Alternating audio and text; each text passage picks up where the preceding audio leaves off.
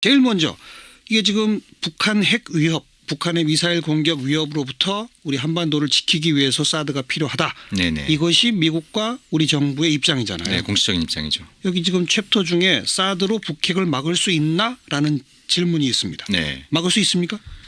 예. 뭐 우리가 가장 중요하게 따져봐야 될 문제인데 가장 소홀하게 취급된 그런 어떤 질문이 아닌가 싶은 생각인데요.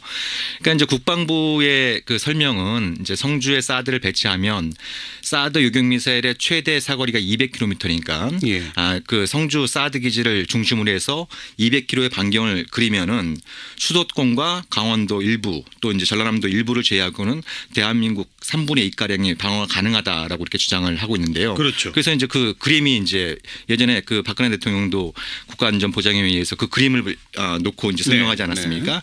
근데 그걸 갖다가 이렇게 그 평면도가 아니라 측면도로 보게 되면은 상황이 완전히 달라집니다. 그러니까 이제 평면도로 보게 되면 이 북한의 미사일이 반경 200km 안에 들어오면 다 요격이 가능한 것처럼 착시 현상을 유발하게 되는데요. 이걸 옆에서 보게 되면 북한의 미사일 비행 고도가 대단히 중요해집니다. 근데 사드의 최저 요격 고도는 40km이고 최고 요격 그 고도는 150km입니다. 지상으로부터. 네네. 그러니까 40km 이상 150km 미만으로 북한 미사일이 날아올 때 요격을 시도해 볼 수 있다는 건데요. 그러면 40km 밑으로 날아오는 건 어떻게 되느냐? 사드가 막을 수가 없는 것이죠. 그건 이론적으로도 방어가 불가능한 것이고. 그런데 북한에 이제 단거리 또 적어도 투발수단이 굉장히 많이 있는 거죠. 우리가 잘 알고 있는 뭐 스커드 계열의 미사일이라든지 또 최근에 이제 고체 연료를 사용하고 있는 KN-02 계열 또 신형 방사포 이런 어떤 40km부터 훨씬 아래로 침투할 수 있는 적어도 미사일이기 때문에 40km 밑으로 날아오는 건 사드가 이제 일종의 좀 등잔 밑이 어두운 무기가 되고 있는 것이죠. 그리고 반면에 최고 요격 고도가 150km인데 이걸 넘기는 것도 간단합니다. 150km를 넘기게 되면 이제 그 전방의 이제 요격 고도에 150km를 넘어가게 되면 그러면 이제 사드의 또 후방을 방어할 수 없게 됩니다. 사드 앞에 쪽까지는 되는데 뒤로 사드 뒤로도 150 이상으로 날아온다. 네네. 그러니까 뭐 최근에 북한이 이제 북성 2형이라는 걸 발사하지 않았습니까? 그 거의 직각으로 쐈다면서요? 예, 뭐 고각으로 발사했다 그러는데 그게 최고 비행 고도가 550km에 달한 거죠. 그러니까 150km보다 훨씬 높게 날아가서 예를 들면 유사시 그 뭐 부산 경남권을 타격할 수 있게 되는 것이죠. 그런데 주목할 점은 국방부도 이 점을 다 인정하고 있다는 겁니다. 인정 안 할 수가 없죠, 이거. 이거 뭐 기본적으로 이제 그 뭐 이 무기를 만든 로키드 마틴의 팜플렛에 나온 내용을 가지고 제가 이제 반론을 제기한 것이고 이거에 대해서는 국방부도 이런 한계를 인정을 하고 있습니다. 그러면 이제 국방부의 설명은 북한이 예를 들면 이제 수도권을 향해서 고각으로는 미사일을 쏘지 않을 것이다. 왜 그러냐면 제정신이라면 그러지 못할 것이다. 왜요, 그러니까? 뭐 부가적인 설명은 없습니다. 북한이 이성을 갖고 있는 집단이라고 한다면 수도권을 향해서 고각으로 발사할 수 없다라고 얘기를 하고 사드 후방 기지 아까 제가 말씀드린 것처럼 150km를 훨씬 높여서 이제 그 사드 기지를 넘기는 이런 방식 같은 경우에는 기술적으로 문제가 발생할 수 있기 때문에 그것도 가능성이 낮다. 이렇게 얘기를 하고 있는 겁니다. 그냥 다 추정이군요.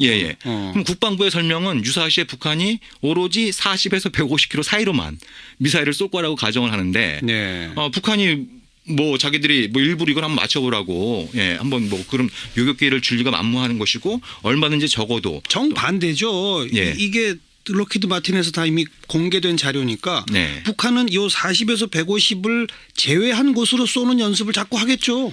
그렇게 생각하는 게 합리적인 가정이겠죠. 근데 국방부는 그러지 않을 거다라고 이제. 그러지 않는다는 근거는 제시 못하고. 막연히 이제 북한이 그 정도로 정신 나간 집단은 아니다. 혹은 후방으로 쏘면 기술적인 문제가 발생할 것이다. 이런 추정에 기반을 해서 사드 배치를 정당화시키려고 하는 것이죠. 그런 그 고각 발사를 하건 아니면 40km 이하로 오는 저고도 미사일을 하건 거기에도 핵무기를 탑재할 수 있는 거죠. 물론이죠. 그럼 그거는 사드는 전혀 손도 못 대는 거네요. 그렇습니다. 근데 대신에 40km 이하로 오는 거는 뭐 패트리엇으로 쏜다. 이렇게 국방부도 말하지 않습니까? 근데 패트리엇의 문제는 뭐냐면 방어 범위가 굉장히 협소합니다. 그러니까 예를 들면 수도권을 방어하려면 뭐 이론적으로는 수백 개의 패트리어트를 갖다 놔야 되는데 이건 우리나라 국가 예산을 다 투입해도 살 수 없는 분량이 되는 셈이 되는 것이죠. 그리고 패트리어트를 갖다 놓는다고 하더라도 예를 들면 이제 수도권에 패트리어트가 있으면 북한은 예를 들면 수도권을 사정거리에 두고 있는 장사정포라든지 또 신형 방사포 이런 걸 가지고 먼저 패트리어트나 사드 부대를 먼저 타격을 가한 다음에 미사일 공격을 가할 수 있는 것이거든요. 그렇기 때문에 우리가 뭐 사드를 갖다 놓으면 뭐 심적인 안정을 좀 얻을 수 있지 않겠냐. 그래서 없는 것보다 낫다 이렇게 주장하는 분들 계십니다만 당장 당장 성주에 사드를 갖다 놓는다 그러니까 그럼 수도권 어쩔 거냐. 그러니까 이제 일부 여당 의원들이나 이제 보수 정치인들은 수도권 방어를 위해서 사드를 우리 돈으로 사들여야 된다. 추가 배치하자. 예, 예. 그런 이런 얘기가 얘기도 나오고 있고 예. 사드 후방을 또 방어하기 위해선 이지스함에 또 유격 미사일을 장착하자. 예. 뭐 이런 얘기들이 나오고 있으니까 예. 아마 이런 얘기를 들으면 제일 좋아할 사람들이 로키드 마틴 회장을 비롯한 미국의 군산복합체 관계자들이 되겠죠. 지금 미국하고 합의된 거는 한 개 포대를 들여오는 거죠. 네. 한 개 포대는 그게 요격 미사일 몇 발이 들어 있는 겁니까? 최대 48개의 요격 미사일. 그러니까 이제 그 6개의 발사대에 각각 8개씩. 그래서 48개 요격 미사일이 장착되게 되어 있는데요. 근데 이게 요격 미사일이 로키드 마틴이 생산을 하면서 여러 가지 문제들이 나타났습니다. 네. 또 하드웨어와 소프트웨어 사이의 상호 호환성의 문제라든지 비행의 안전성, 특히 그 이제 요격 미사일 앞에 장착되어 있는 자외선 그 추적 장치 이런 부분들이 그러니까 그 미국 국방부의 실험 평가 보고서를 보더라도요. 예. 여러 가지 한계들을 많이 지적하고 있지만 우리가 언론에서 거의 안 들어져 있는 아주 좀 이렇게 좀 황당한 한계가 뭐가 있냐면요. 날씨가 좋아야 된다는 겁니다. 그래요? 예. 그러니까 날씨가 많이 춥거나 예. 비가 많이 오거나 예. 눈이 오거나 예. 먼지가 많거나 이럴 경우에는 요격 미사일이 제대로 작동하지 않는다라고 하는 게 미국 그 펜타곤의 미국 뭐 민간단체가 아니고 펜타곤의 이제 실험평가 보고서에 그런 내용이 나오는 겁니다. 아니 그러니까 좋은 날씨에만 최첨단 레이더로 포착해서 최첨단 전자장비로 발사가 될 텐데 왜 날씨의 영향을 그렇게 많이 받아요? 그러니까 요격 미사일 그 앞에 이제 적외선 시커가 내장되어 있는 것이죠. 그러니까 미사일 탄두가 떨어질 때 그 탄두에서 이제 발생하는 열을 감지해서 예. 이 적외선 시커가 탄두와 직접 충돌하는 방식으로 이제 예. 요격 미사일이 작동하게 되는데 예. 그럼 이제 앞에 이제 유리 같은 게 끼워져 있습니다. 예. 그러니까 날씨가 많이 추우면 여기 이제 김이 서리거나 먼지가 많으면은 이게 앞으로 이제 식별하기 힘들거나 비가 오거나 눈이 오거나 그래도 마찬가지 상황들이 발생할 수 있기 때문에 적외선 탐지 장치가 제작동을 못한다. 네. 네. 그런 부분들도 굉장히 좀 어처구니 없는 것이죠. 그리고 어쨌든 48발이 최대 지금 1개 포대에. 네. 근데 이 요격 미사일 한 발이 북한의 미사일 한 발을 바로바로 맞추는 거예요? 아니면 뭐 요격 미사일 2대가 동시에 가서 맞추는 거예요? 보통 이제 2대1 내지는 4대1 정도로 보고 있습니다. 그래요? 예, 하나의 미사일, 그러니까 이제 실패할 확률이, 그러니까 우리가 말이 쉽지 그 초속 3km 안팎으로 떨어지는 탄두를 네. 이쪽에서 미사일을 쏴서 그걸 중간에 유격시킨다고 하는 것은 뭐 예를 들면 총알로 총알 맞추기에 비유될 정도로 그렇죠. 굉장히 좀 확률이 그렇죠. 물리학적으로 낮은 게임이지 아니겠습니까? 그러니까 한 발로는 안 되니까 2발 혹은 최대 4발까지 발사해서 하나의 탄두를 잡겠다라고 하는 것이 기본적인 미사일 방어 개념입니다. 최대로 봤을 때 24발의 북한 미사일을 겨냥할 수 있는 거네요. 네네. 겨냥하면 100% 명중합니까? 근데 아까 말씀드린 것처럼 저고도로 침투할 수 있고. 아니 그거 말고 40에서 150으로 온다 손 치더라도. 네네. 근데 그걸 회피할 수 있는 방법이 또 얼마든지 있습니다. 예를 들면 북한이 진짜 탄두와 기만탄. 그러니까 기만탄? 예, 그러니까 이게 무슨 말씀이냐면 탄두가 추진체에서 분리될 때 네. 추진체를 폭파시키는 겁니다. 자폭을 시키면 그러면 이제 파편들이 같이 탄두하고 떨어지게 되겠죠. 예, 그러면 레이더나 적외선 추적 장치가 뭐가 진짜인지 구분하는 게 물리학적으로 불가능하다라는 것이죠. 혹은 탄두에 약간만 흠집을 내도 탄두가 떨어지면서 이제 굉장히 이제 빙글빙글 돌면서 예, 굉장히 이제 이게 직선으로 그러니까.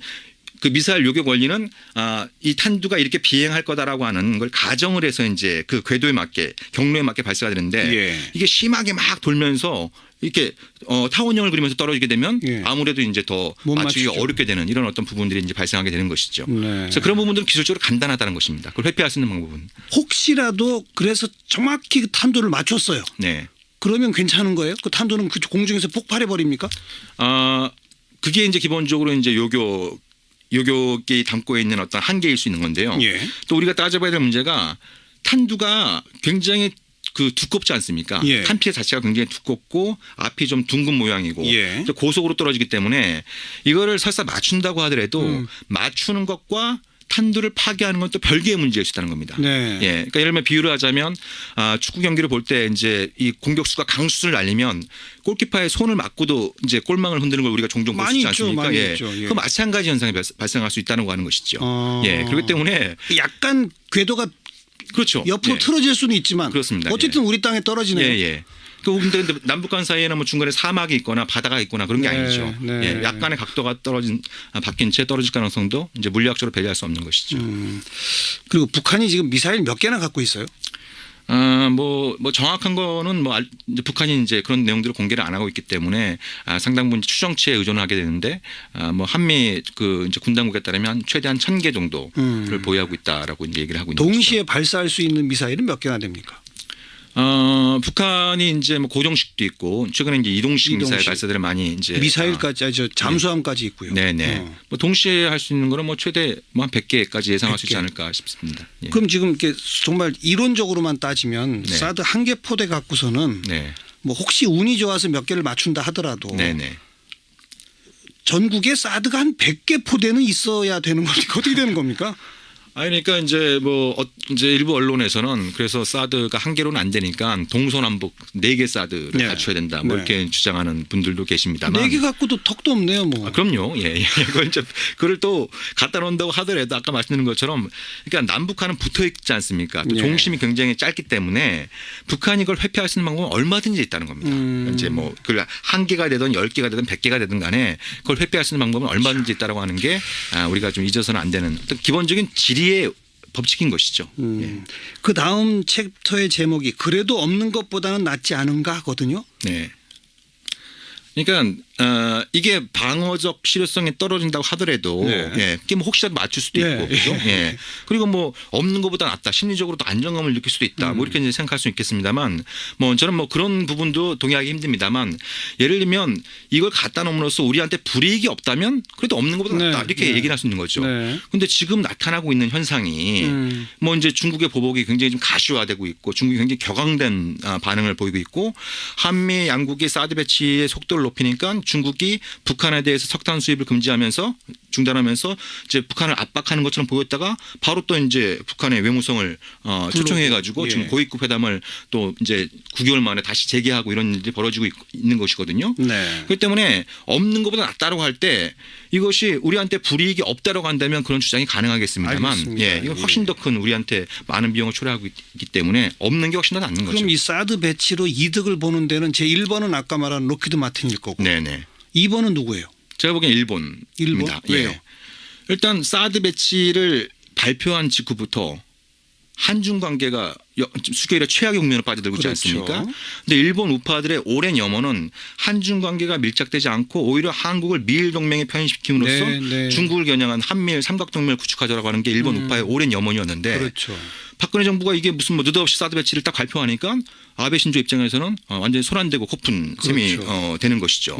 더 나아가서 이건 한국 방어에는 실효성이 없습니다만 이게 이제 뭐 국방부 대변인도 마지못해 인정을 했습니다만 여기 사드와 함께 배치되는 레이더에서 탐지한 정보를 일본한테도 전달하게 되는 거거든요. 그런데 이제 북한이나 중국과는 일본이 뭐 동해와 큰 이제 바다를 사이에 두고 있고 일본은 이지스함에 기반한 해상 유격 체계, 또 패트리어트, 또 일본 그 북부와 중부에 2개의 엑스밴드 레이더를 갖고 있는 이런 어떤 그 상황이기 때문에 이 한국에서 일종의 그 최정방 척후병 역할을 해주게 되면 유사시 일본 방어에 획기적으로 기여할 수 있다고 하는 그런 어떤 군사적인 계산도 가능한 것이죠. 1번은 로키드 마틴, 2번은 일본 구구파 아베 정권, 3번은요? 제가 보기엔 북한입니다. 김정은 정권. 북한이 좋아져요? 예. 왜요? 아까 말씀드린 것처럼 사드를 무력화시킬 수 있는 아주 뭐 간단한 군사적인 방법들이 있는 거고요. 그리고 이제 북한의 입장에서는 어떻게든지 좀 한중 관계, 미중 관계를 좀 이간질시킴으로써 자신들의 어떤 이 동북아 지역에서의 전력적 입지를 좀 강화시키고 싶어 할 텐데 사드 배치가 발표되면서 지금 한중 관계는 수교일의 최악의 국면이고 그죠? 미중 관계에도 지금 뭐 군비 경쟁을 불사한다는 얘기들만 나올 정도로 굉장히 험악한 분위기가 연출되고 있는 것이고 이런 와중에 작년 7월 8일 날 한미 양국이 사드 배치를 발표한 이후에 가장 많은 미사일 발사가 있었던 것이거든요. 북한에서. 가장 많은 미사일 발사가 있었던 이런 어떤 부분들이 있기 때문에 한편으로는 어떤 이제 자신들한테 불리한 국제적인 환경을 좀 바꿀 수 있다라고 하는 계산이 가능한 것이고 다른 한편으로는 사드를 무력화시키기 위해서 더 많은 핵과 미사일을 만들 수 있다라는 이런 어떤 부분들이 김정은 체제한테 이로운적으로 작용할 수 있는 것이죠. 그리고는 미국도 좋아지는 거죠. 근데 뭐 미국 그 전체 그 국익의 입장에서 볼 때 미국한테 이게 과연 이익이 되는 것이냐 이건 사실 따져봐야 될 문제입니다. 그래요? 예, 왜냐하면 예를 들면 이제 2008년도에 우리가 뭐 잘 알고 있는 윌리엄 페리를 비롯한 미국의 이제 전직 국방장관들 또 이제 전략사령부 출신들이 이제 이런 어떤 그 전략적 문제에 관련된 보고서를 작성을 했는데요. 이 보고서에 담고 있는 핵심적인 내용 중에 하나가 미국이 미사일 방어망 즉 MD를 추진할 때 중국과 러시아를 자극해서는 안 된다라는 내용이 들어가 있는 거거든요. 예. 지금 사드 배치가 중국과 러시아를 자극을 해서 중국과 러시아가 전략적으로 결속하려고 하는 움직임이 보이고 있지 않습니까? 그렇죠. 예. 그러면 미국의 오랜 패권 전략은 유라시아의 거대한 두 나라인 중국과 러시아가 손을 못 잡게 하는 건데 네. 사드 배치 발표로 인해서 중국과 러시아가 지금 급속도로 밀착되고 있고 특히 전략무기 공동 개발 얘기까지 나오고 있는 상황이거든요. 그러면 사드 배치로 인해서 얻게 되는 이익이 클 것이냐 아니면 그거에 따라서 중국과 러시아가 전략적으로 결속함으로써 미국이 있게 되는 불이익이 더 클 것이냐. 네. 저는 이 부분도 이제 미국 정부가 앞으로 검토를 뭐 안 할 수 없는 문제가 될 것이라고 생각합니다. 미국의 지금 트럼프 정권 같은 성격의 정권은 좋아하는 거죠. 뭐 워낙 뭐 예측 불가능한 예 이제 그건 또 본인 스스로 이제 예측 불가능성을 즐기는 그런 대통령이니까 여러 가지 이제 좀 우리가 예상하기 힘든 부분들이 있겠습니다만 근데 트럼프 행정부 역시 초기에는 이제 중국과 굉장히 각을 세우는 모습을 보였다가 최근에는 또 이제 시진핑하고 전화 통화도 하고 또 이제 양재츠 국무위원도 초청해 가지고 엊그저께 이제 트럼프가 또 직접 만나기도 하고 그래서 양국 간 개선 그 관계 개선을 또 추구하고 있고 또 중요한 포인트는 러시아 대통령인 블라디미르 푸틴도 사드 배치에 반대하고 있지 않습니까? 네네. 근데 트럼프는 푸틴과 절친이 되고 싶어하는 이런 어떤 부분들이 있기 때문에 그럼 미국의 입장이 변할 수도 있는 겁니까? 제가 보기엔 변할 가능성이 뭐 높지는 않지만 저는 한 반반 정도로 보는 부분이 있습니다. 사드에 대해서는. 그러니까 이제 중국은 이미 트럼프를 향해서 한국의 사드 배치 여부를 미중 관계의 풍향계로 삼겠다라고 얘기를 했고 러시아 같은 경우에도 이제 본격적으로 미로 협상이 시작되면 사드 문제를 포함한 전략 문제를 논의하겠다라는 알겠습니다. 입장을 밝힌 상황이기 때문에 트럼프가 그냥 뭐 막가파식으로 계속 밀어붙이기에는 여러 가지 고려사항이 있을 수밖에 없다라고 생각합니다. 지금 그 미국의 복잡한 이해관계를 설명해 주신 대목은 혹여 이제 우리가 정권이 바뀌고 새 정부가 사드 문제에 대해서 한미 간에 또 다른 협의를 좀 필요하다라고 하면 미국은 응할 가능성이 크다는 거군요. 네, 그러니까 그 뭐 이제 지금 그 국방부에도 굉장히 속도를 높이고 있지 않습니까? 그렇지만 저는 몇 가지 그 변수들이 있다. 말씀드렸던 이제 국제관계 차원의 변수도 있습니다만 또 하나 중요한 거는. 지금 국방부가 언론에서 얘기하는 거는 뭐 이미 뭐 이제 뭐 기반설도 갖춰져 있고 진입로도 있고 하니까 뭐 대선 전에도 가능하다 이런 식으로 이제 언론 플레이를 하고 있습니다만 제가 판단할 땐 가장 중요한 변수를 놓치고 있는 게 있습니다. 뭡니까? 그건 현장에서의 투쟁인 거죠. 현장에서의 저항 주민들의 반대죠. 성주 국민들, 김천 시민들 또 이제 원불교 교도들까지 포함을 해서 지금 3자가 강력한 연대를 구성을 해서 공사 강행시 강력히 저지하겠다라고 얘기를 하는데 저도 뭐 현장에 한번 가봤습니다만 그 롯데 골프장에 680m 굉장히 높은 고지대에 있고요. 진입로는 달랑 하나 있습니다. 그리고 읍내에서 차로 한 30분 정도 가야 됩니다. 시골 길을 따라 굉장히 꼬불꼬불하고 경사도 심한 길을 이렇게 가야 되는데 도로 몇 군데만 주민들이 막고 저지에 나서면 공사 쉽게 할 수 없는 구조에 있는 것이죠. 국방부는 왜 이렇게 서두르는 겁니까?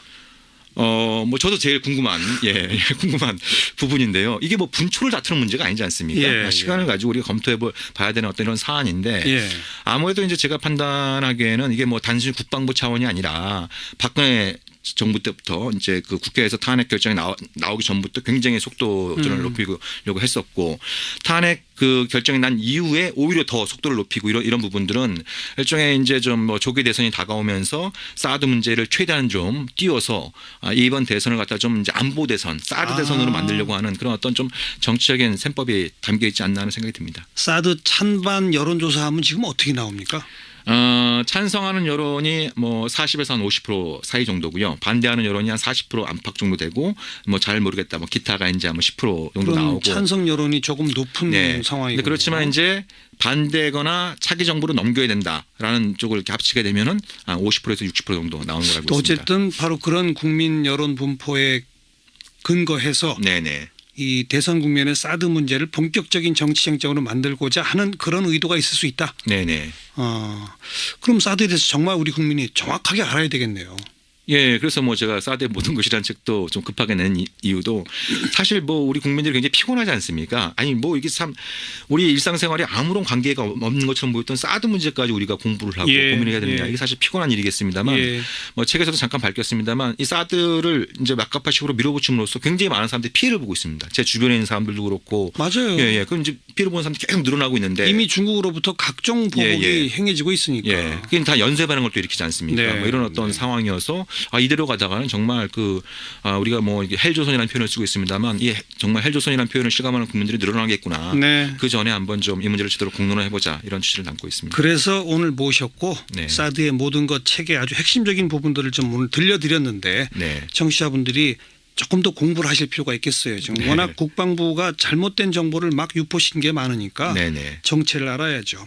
평화네트워크의 정욱식 대표 오늘 고맙습니다. 네, 감사합니다.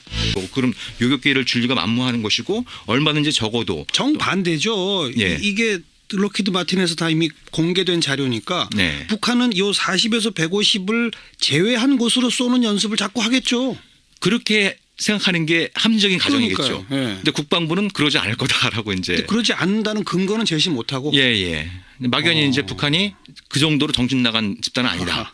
혹은 후방으로 쏘면 기술적인 문제가 발생할 것이다. 이런 추정에 기반을 해서 사드 배치를 정당화시키려고 하는 것이죠. 그런 그 고각 발사를 하건 아니면 40km 이하로 오는 저고도 미사일을 하건 거기에도 핵무기를 탑재할 수 있는 거죠. 물론이죠. 예. 그럼 그거는 사드는 전혀 손도 못 대는 거네요. 그렇습니다. 근데 대신에 40km 이하로 오는 거는 뭐 패트리엇으로 쏜다. 이렇게 국방부는 또 말하지 않습니까?